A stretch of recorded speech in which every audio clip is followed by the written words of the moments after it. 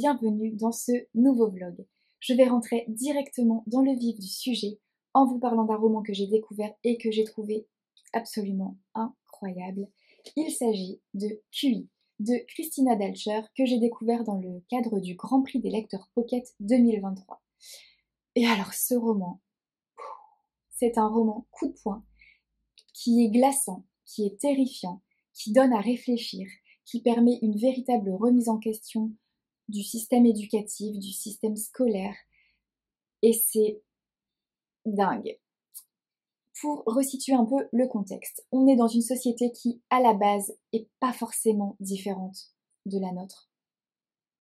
Il y a beaucoup d'élèves, il y a peu d'enseignants, si bien que chaque mois, les élèves sont soumis à des tests qui va permettre de leur attribuer un chiffre de quotient intellectuel en fonction des résultats de leurs tests, ce qui permettra de les classer dans des écoles en fonction de leurs résultats. Il y a les écoles argentées pour les personnes très intelligentes, il y a les écoles vertes pour les personnes moyennement intelligentes, et puis il y a les écoles fédérales, les écoles jaunes pour le reste. On rencontre Elena. Elena est enseignante dans une école argentée. Elle a elle-même un chiffre élevé. Elle est mariée à un homme important, puisqu'il fait partie des personnes qui ont créé ce système auquel Elena d'ailleurs n'était pas réfractaire, elle adhérait à ce système-là au début en tout cas. Elle a 2 filles, la première est très intelligente également et elle est dans une école argentée, quant à la deuxième, elle est dans une école verte, elle a davantage de difficultés. Et puis un jour tout bascule et Elena, par amour pour sa fille, va commencer à enfreindre les règles, à sortir du cadre pour essayer de comprendre un peu les failles de cette société. Et j'ai trouvé le roman très bien fait, très bien construit. Les choses sont bien amenées, avec suspense, avec angoisse aussi. Ça remet vraiment en perspective certaines choses, ça remet beaucoup de choses en question. Ça met en avant les failles d'un système, un système de manipulation, un système d'emprise, de complot. Et alors oui, c'est une dystopie, bien sûr. Malgré tout, ça pourrait tout à fait arriver et c'est pas sans rappeler des choses qui ont déjà existé. Je pense évidemment aux nazis, tout ça. Sous couvert d'un souhait, en fait, d'un idéalisme, d'une société parfaite, on est amené à faire des choses qui sont complètement hallucinantes et éthiquement parlant, ça pose vraiment question. On n'en est plus réduit qu'à un chiffre qui détermine ce qu'on est, qui détermine ce qu'on vaut aux yeux de tous, aux yeux de la société. Et ça va vraiment loin, ça parle d'eugénisme aussi, et de ce qu'on peut faire pendant une grossesse, mettre un terme à une grossesse parce que le QI potentiel de l'enfant ne serait pas assez élevé, enfin c'est assez dingue. Voilà, c'est un roman percutant que je ne peux que vous recommander, qui donne vraiment à réfléchir et qui met le doigt sur quelque chose de terrifiant. Et ce qui est terrifiant, c'est ce côté juste et un peu réaliste comme ça, parce que ça pourrait arriver, parce que c'est déjà arrivé et que ça pourrait tout à fait se produire de nouveau.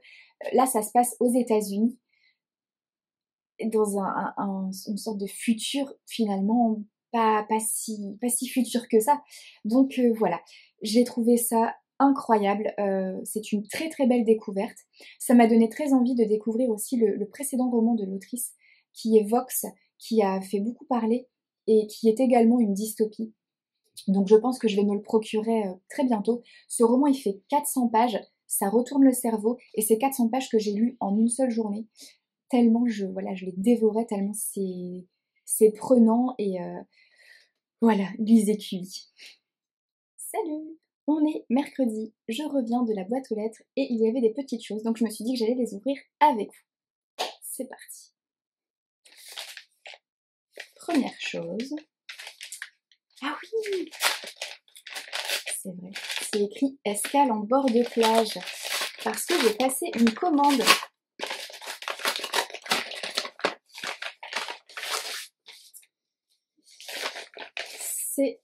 une pochette à livres qui est beaucoup trop chou.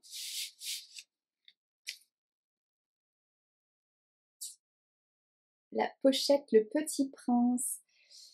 Oh, je la trouvais trop belle, j'ai pas résisté, j'ai craqué. C'est trop cool. Alors, je vais mettre un bouquin dedans. Nickel. Trop chouette, je suis trop contente. Elle est trop belle. Je vais pouvoir transporter mes livres en toute sécurité. Merci beaucoup. Suivant. Alors, ça nous vient des éditions Bellefond.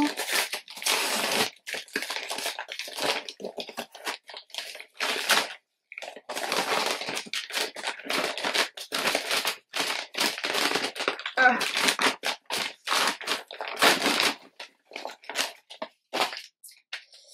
Il y a 2 romans. Alors, c'est bizarre ça.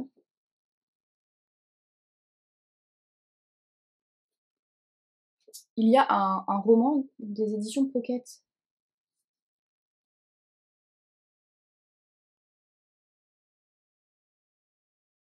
Pourquoi? Pourquoi est-ce qu'il y a un roman des éditions Pocket dans mon colis Bellefond? Je sais pas.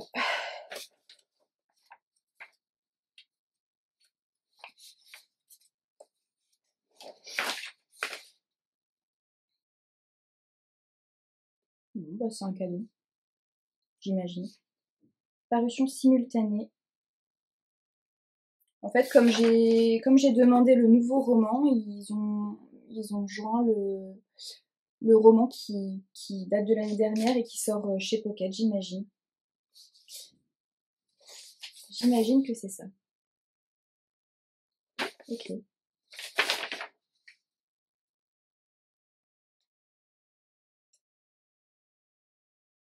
Ouais, c'est ça. Bon bah, pourquoi pas, hein, ma foi. Du coup, le premier roman, celui que j'avais demandé, c'est Apprendre ou à laisser de Lionel Shriver, je sais pas comment ça se dit, qui sortira en librairie le 19 janvier. C'est bientôt. Donc je vais m'ajouter ça à mon planning de lecture. 280 pages. Je vous lis la 4e de couverture. Pendant 10 ans, Kay a assisté son père, atteint de la maladie d'Alzheimer. À la mort de ce dernier, le soulagement l'emporte sur la tristesse et une question surgit. Comment gérer sa propre fin de vie? Une discussion avec son mari Cyril, quelques verres de vin, et les voici qui en viennent à nouer un pacte. Certes, ils n'ont que 50 ans, sont en bonne santé et comptent bien profiter encore de leurs proches, mais pas question de faire peser sur ceux-ci et sur la société leur inéluctable déliquescence. C'est décidé, le jour de leurs 80 ans, Kay et Cyril partiront ensemble. Le temps passe et voici qu'arrive la date fatidique. Une date, 12 possibilités et une conclusion dans la vie. Tout est à prendre ou à laisser. Lionel Shriver met toute son ironie, son acuité et sa tendresse dans cette nouvelle bombe de provocation. Hilarante et touchante, une œuvre explosive doublée d'une réflexion mordante sur notre rapport à la vieillesse et sur l'art délicat de préparer sa sortie. Ouais, trop bien. J'ai trop hâte, ça peut être très sympa. Et donc, le fameux roman bonus qui s'appelle 4h, 22 minutes et 18 secondes et qui sort donc a priori le même jour, le 19 janvier. Donc, pathétique. Quand Remington, la soixantaine, annonce à sa femme son ambition de courir le marathon, Serenata n'en revient pas. Lui qui n'a jamais couru plus de 10 mètres de la chambre au salon, est-ce la peur de vieillir? L'oisiveté de sa retraite forcée? Peut-être la silhouette très pneumatique de Bambi, sa nouvelle coach? Ou bien tout simplement le conformisme, ce culte du corps, de la performance qui règne sur l'époque? Las, la résolution de Remington n'a rien d'une lubie, et leur couple s'essouffle. Chronique d'une vie conjugale en bout de course. Voilà, ça me tente moins que à prendre ou à laisser, mais why not? Ce qui est sûr, c'est que ma priorité ira à celui-ci. Voilà. Ensuite, pour terminer, ça nous vient de chez Michel Lafon. Et j'ai reçu le petit mail aujourd'hui, donc je sais ce que c'est.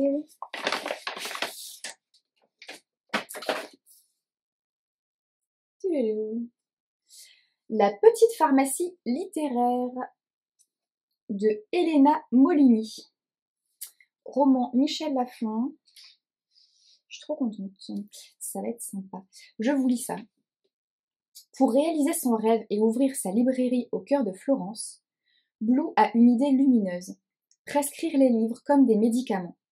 Avec l'aide de Jane Austen, Charles Bukowski ou encore Agatha Christie, elle entend bien rendre le sourire à tous les clients qui passeront la porte de la petite pharmacie littéraire. Le succès est au rendez-vous, mais l'esprit de Blue reste obnubilé par ce client mystérieux, tout droit sorti de Gatsby le Magnifique, et dont elle a perdu la trace. Entre fiction et réalité, Blue saura-t-elle trouver le chemin de son propre bonheur? Je trouve ça trop chouette, en fait, le principe de prescrire des livres pour rendre les gens heureux, pour leur redonner le sourire, ce genre de choses. La pharmacie littéraire comme ça, une bibliothérapie, je trouve ça hyper chouette comme principe, donc j'ai forcément craqué et j'ai eu envie de découvrir ce roman que j'ajoute de suite à mon planning. Donc ces romans vont s'ajouter à mon planning de février parce que le planning de janvier est plein.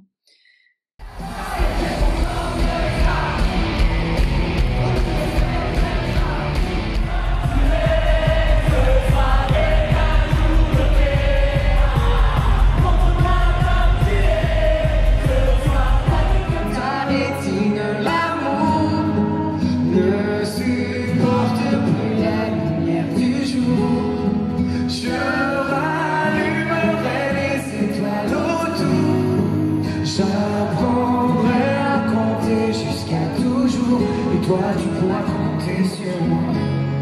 Et ça finira jamais. Ça finira jamais. Ça finira jamais. On espère encore plus fort, les amis. Et si tu crois que je suis fini, jamais. C'est juste une pause, un début, après les dangers.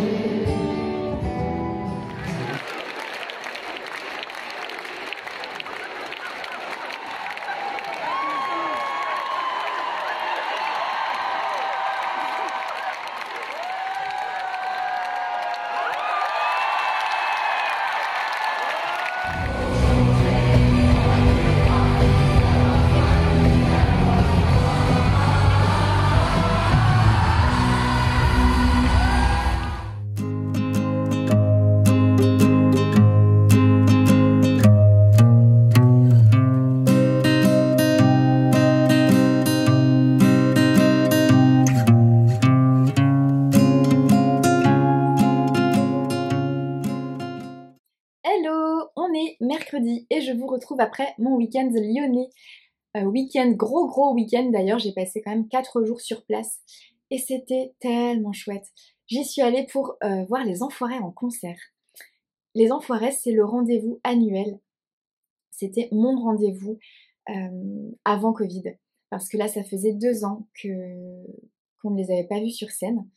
2 ans sans public. Alors il y a 2 ans, c'était période Covid, en plein confinement et compagnie, donc il n'y a pas du tout eu de représentation. Et l'année dernière, on avait nos billets, c'était prévu en représentation avec public, et puis 1 à 2 semaines avant, bah finalement non, ils ont pas pu faire ça en présence d'un public. Donc les représentations ont quand même eu lieu sans public, et il y a quand même eu une diffusion télé.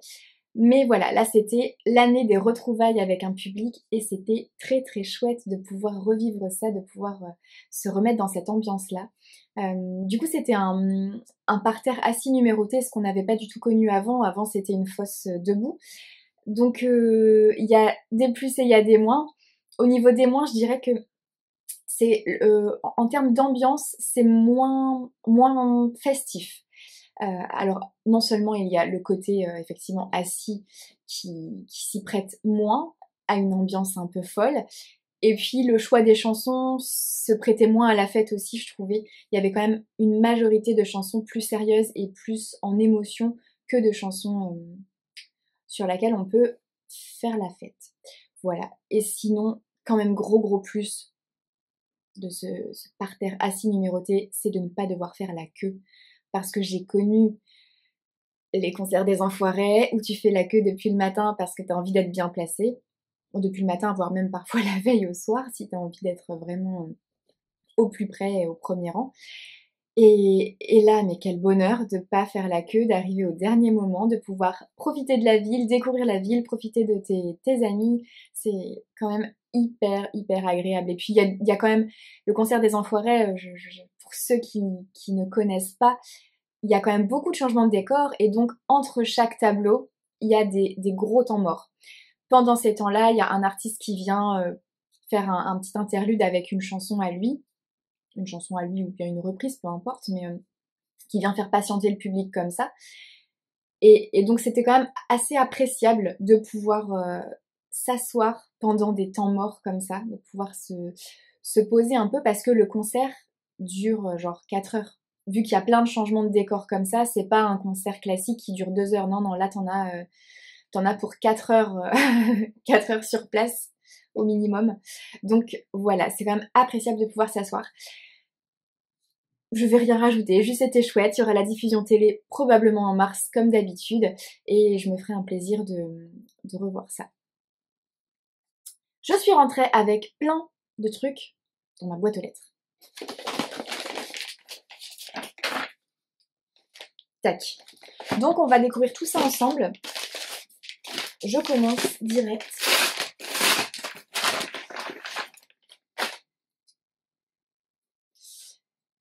Je me souvenais plus que je l'avais demandé. Nathalie Sorokin, La Passion folle. 30 ans d'amour avec Simone de Beauvoir. C'était une créature fascinante, insaisissable. Alors, Paris, septembre 1938. Nathalie Sorokin est une élève rebelle du lycée Molière. Elle rencontre la brillante professeure de philosophie, Simone de Beauvoir. Subjuguée, l'adolescente désinvolte décide par tous les moyens d'entrer dans sa vie, jusqu'à s'imposer comme l'une de ses maîtresses. Aux côtés de Sartre et des existentialistes, Beauvoir et Sorokin, amies amantes passionnées, vont affronter la guerre, l'occupation et mener le combat pour la liberté entre Montparnasse et Saint-Germain-des-Prés. Immortalisée sous les traits de Nadine, héroïne des Mandarins, la muse impertinente de Beauvoir, voleuse de vélo et résistante à ses heures, sort de l'ombre pour la première fois. Le récit d'une passion de 30 ans entre deux femmes qui traversent l'histoire. C'est vrai, maintenant je me souviens que je l'avais demandé, parce que je trouvais ce résumé assez attrayant. Du coup, c'est un ouvrage de Julie Duchâtel et c'est publié chez Alizio Histoire. Voilà, ça va, c'est super chouette parce que je connais pas du tout, évidemment je les connais de nom ces femmes, mais je connais pas tellement leur histoire, donc je vais me faire un plaisir de pouvoir découvrir ça.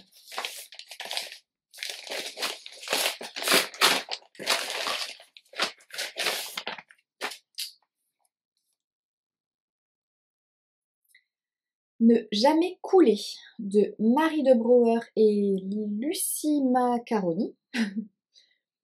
Et c'est édité chez Le Duc Graphique.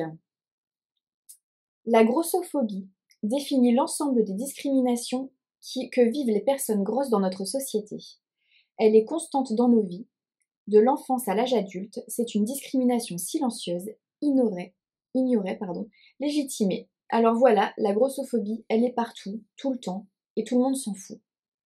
Avec une approche ludique et un humour décapant, Marie de Brouwer nous raconte son histoire et son combat contre l'injustice qu'elle vit au quotidien, portée par les illustrations pétillantes de Lucie Macaroni.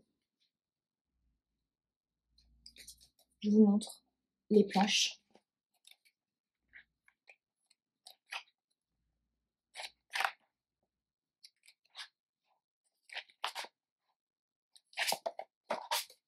Voilà. J'ai pris des planches absolument au pif. J'aime beaucoup leur roman graphique, c'est souvent sur des thèmes assez engagés comme ça, et je trouve ça très chouette. Donc je vais pouvoir le découvrir tout bientôt. Ça c'est pareil, c'est quelque chose qui va se lire tellement vite que je vais le mettre début février, il va être lu. Ensuite,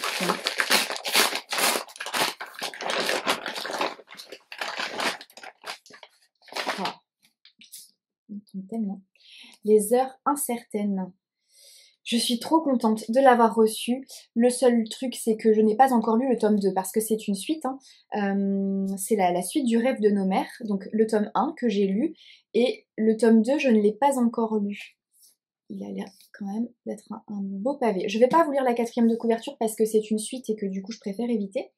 C'est un roman de Karine Pitochi, publié chez Charleston et je suis trop contente. Donc je vais normalement, je devais lire le tome 2 fin janvier, mais j'ai pris du retard dans mon planning à cause de à cause de mon séjour à Lyon.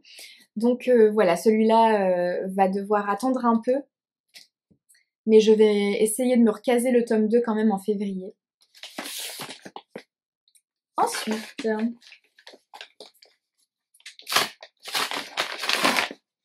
ah ouais, ça, je suis trop contente. Je suis trop contente.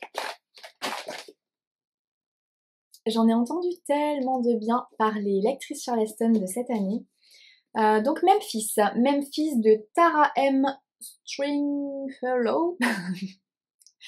C'est chez Charleston. Et je vous lis ça. Dans la chaleur étouffante de l'été 1995, après un énième débordement de colère de son père, Joanne North trouve refuge avec sa mère et sa jeune sœur dans la majestueuse maison qui a vu les femmes de sa famille grandir. Tapissée de lierre et de chèvrefeuilles où nichent colibris, abeilles et papillons, ce verdoyant havre de paix semble raconter sa propre histoire. En poussant la gigantesque porte en bois, Joanne sait qu'elle va découvrir d'innombrables fantômes. Celui de son grand-père, lynché après être devenu le premier inspecteur noir de la ville, celui de sa grand-mère, qui, guidée par une rage incandescente, transforma son salon en lieu de rassemblement du mouvement révolutionnaire noir de Memphis, et sa propre terreur, qui la submerge en même temps que ses souvenirs lorsqu'elle passe le seuil de la véranda. Confrontée aux tragédies des générations qui l'ont précédée dans cette demeure, Joanne devine intimement, du haut de ses 10 ans, que la violence n'est jamais loin. Le portrait bouleversant de 3 générations de femmes noires qui célèbrent la complexité de ce qui se transmet au sein d'une famille, d'une communauté et d'une nation tout entière. Trop cool. Ça a l'air tellement bien. J'ai trop hâte de le lire. Planning de février. Et il me reste un paquet à ouvrir. Oh. Voilà, j'ai tout déchiré.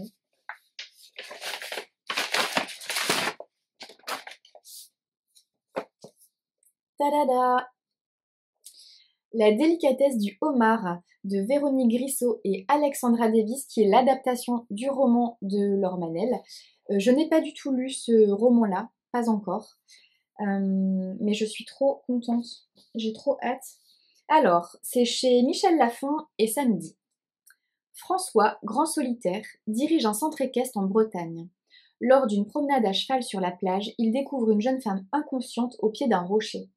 Plutôt que d'appeler les secours, il décide sans trop savoir pourquoi de la ramener chez lui pour la soigner. À son réveil, l'inconnue déclare s'appeler Elsa, mais refuse de répondre à toute autre question. Commence alors, entre le célibataire endurci et cet âme à vif, une étrange cohabitation où chacun se dévoile peu à peu à l'autre. Qui est Elsa ? Quelle vie est-elle en train de fuir ? Un hymne à la vie, tendre et émouvant. Trop chouette. Ça me donne très envie de lire le roman, accessoirement. C'est trop cool. Je regarde les planches un peu, là. Hop. Je vous montre.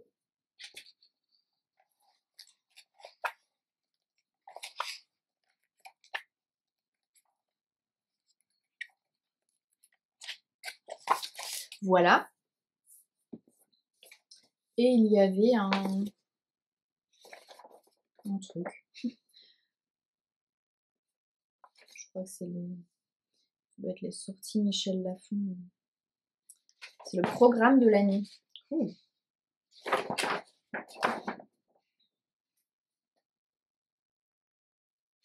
Bref. Super, trop cool. J'ai hâte. Hello! Je reviens pour vous parler de ce roman. Motus et cœur cousu de Léa Vollen aux éditions L'Archipel. Il fait partie de la collection Instant suspendu. Collection qui, soit dit en passant, me plaît beaucoup. Je trouve qu'ils sont vraiment des romans très sympathiques, très agréables, avec de belles histoires. Et puis alors visuellement, la charte graphique de cette collection est à tomber. Je trouve ça canon, j'adore. Voilà, c'était une petite parenthèse pour cette collection que je trouve très sympa. Et cette lecture est tout aussi sympa que cette collection. C'est une lecture remplie de tendresse, de douceur, de bienveillance, d'amour. Et c'est pile ce dont j'avais besoin, pile ce qu'il me fallait après avoir lu QI, qui était une lecture prenante et qui m'a retourné le bide. Voilà, c'est pile ce qu'il me fallait. Pour l'histoire, on se retrouve avec Marjorie et Anouk. Suite au décès des parents de Marjorie, elles héritent du domaine familial, de la maison de famille qui est en pleine campagne, et donc elles quittent la ville pour débarquer dans cet endroit. Sauf qu'un passé assez mystérieux entoure Marjorie, notamment un frère décédé jeune, une sœur mystérieusement disparue et jamais retrouvée, et puis elle, Marjorie, elle-même a quitté de façon précipitée cette maison, ce village dans sa jeunesse. Donc forcément, quand une mère et sa fille adolescente débarquent dans cet endroit, ça ne passe pas inaperçu. Elles vont également rencontrer des personnages dans cette rue du cimetière. Un vieux grincheux qui s'appelle Marcel, un mystérieux et charmant jeune homme qui s'appelle Ruben, et ensemble ils vont évoluer, ils vont s'entraider, et l'histoire va être très sympa. Au-delà du côté doux et tendre de cette histoire, c'est aussi une histoire donc, dans laquelle il y a pas mal de mystères, de suspense, des non-dits, des secrets et donc des révélations qui accompagnent tout ça. J'ai trouvé ça hyper bien fait, hyper bien amené, c'est intelligent et puis c'est vraiment très sympa. Les personnages sont tous attachants, ils ont tous un côté hyper touchant. Anouk est une ado singulière, assez solitaire, qui aime traîner dans les cimetières, c'est pas commun. Et Marjorie est une personne adorable, on sent qu'elle a le cœur sur la main et voilà, et qu'elle est bienveillante et qu'elle est aimante et elle est très touchante et très attendrissante également. Voilà, donc c'est une lecture très sympa, j'ai pris beaucoup de plaisir, ça m'a fait beaucoup de bien et voilà, et découvrez cette histoire. Hello! On est samedi et la journée commence très fort parce que une fleuriste a sonné ce matin très tôt, il était même pas 8 heures, et elle m'a déposé un merveilleux bouquet. Il paraît que c'est mon anniversaire. Il paraît. Ça me fait trop plaisir. Et puis je suis allée à la boîte aux lettres et je suis remontée avec ce colis qui nous vient de NJ. Je ne l'ai pas encore ouvert. Je me suis armée de mes ciseaux. C'est parti.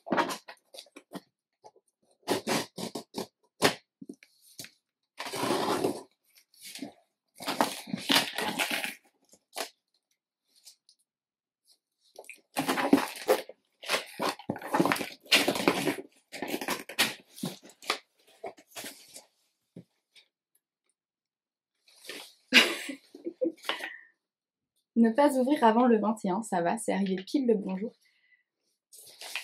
Et ne pas juger les paquets cadeaux. Ok. C'est sympa des post-it comme ça, j'ai jamais vu avec des carreaux.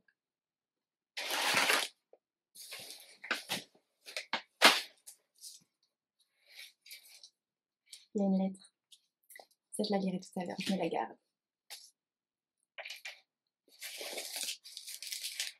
Mon Dieu, il y a une quantité de choses à boire et à manger.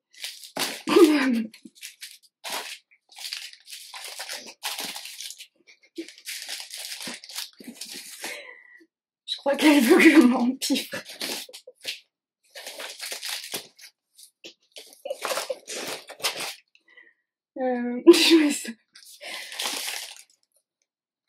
En plus, c'est carrément trop bon. Le comptoir de Mathilde. J'adore.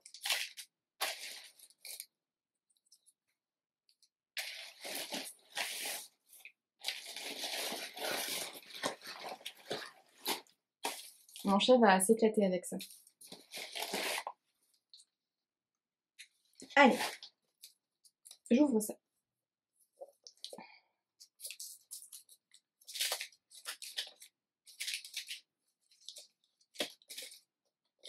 Faut l'arracher. C'est très hey. Verseau. Visionnaire et anticonformiste, rebelle et idéaliste, il suit son propre chemin. Ouais. Cool.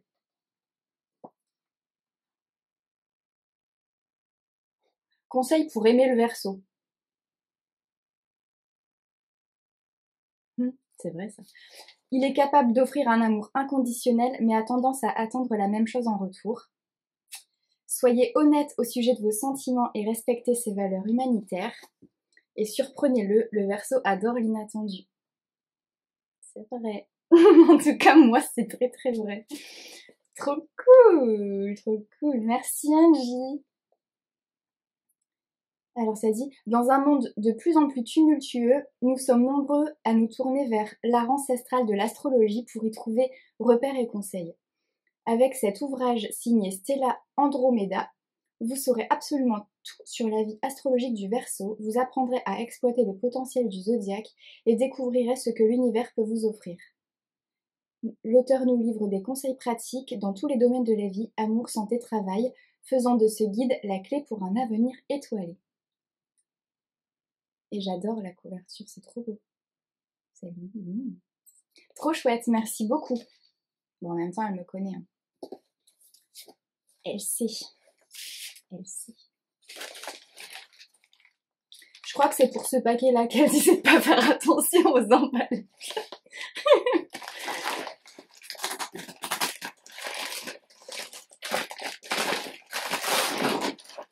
J'arrache.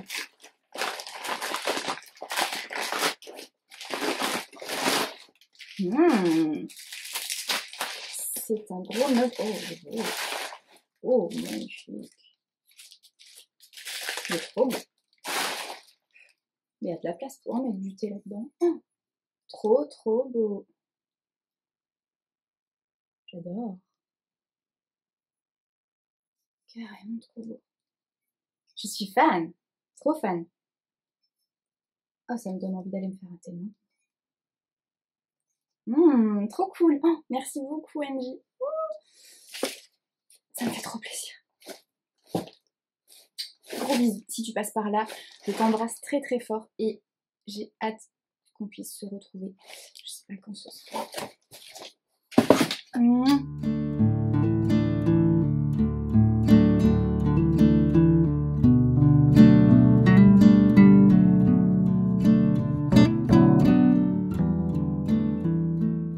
J'ai passé un merveilleux week-end. C'était le week-end de mon anniversaire et ça a été super chouette. J'étais en très bonne compagnie, notamment en famille avec ma sœur. J'ai une sœur qui habite dans le sud et qui est remontée ce week-end pour l'occasion. Ça a été, voilà, ça faisait longtemps qu'elle n'était pas revenue et ça a été la petite occasion. Donc c'était très chouette de passer ces moments en famille. Et puis hier soir, j'ai fait un Noël à retardement. À grand retardement, mais bon, pourquoi pas. C'était un Secret Santa avec des collègues copines, des collègues qui sont devenus des copines. Et j'ai passé aussi une excellente soirée. Donc voilà, je reviens et je vais ouvrir ce paquet qui était dans ma boîte aux lettres. Alors, il était dans ma boîte aux lettres samedi, mais j'ai pas du tout eu le temps de l'ouvrir. Donc...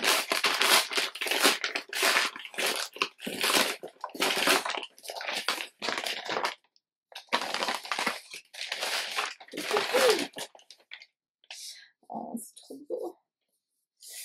c'est un roman graphique qui nous vient de chez Le Duc Graphique. La couverture est tellement belle. Ça s'appelle Porte-Bonheur. L'adaptation du webtoon en bande dessinée de Takmela. Donc, apparemment, un roman graphique sur la dépression. Alors, je vous lis. Comment affronter son anxiété et améliorer sa santé mentale? Plus de motivation, d'envie ou de quoi que ce soit d'autre. Clément est officiellement déprimé. Il déteste son quotidien et l'avenir lui fait peur. Il n'a plus goût à rien, encore moins à s'occuper de ce petit fantôme qui se dit être l'incarnation de ses angoisses. Mais tant pis, il va devoir faire avec et supporter ce dénommé angst au sarcasme insupportable. Et si finalement cette rencontre était le début d'une formidable aventure pour Clément, à la découverte de son vrai bonheur. Trop cool.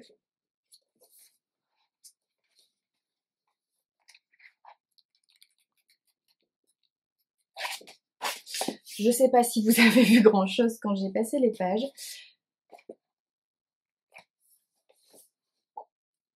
Ça a l'air cool. Les illustrations me plaisent bien. Et puis les ouvrages de Le Duc Graphique, moi je suis complètement fan à chaque fois. Donc j'ai beaucoup trop hâte de pouvoir le découvrir. Voilà, je vous en dirai plus très bientôt parce que ça va se lire très vite. Les romans graphiques comme ça, en général, je les dégomme. Et il va rejoindre le planning de début février. Voilà.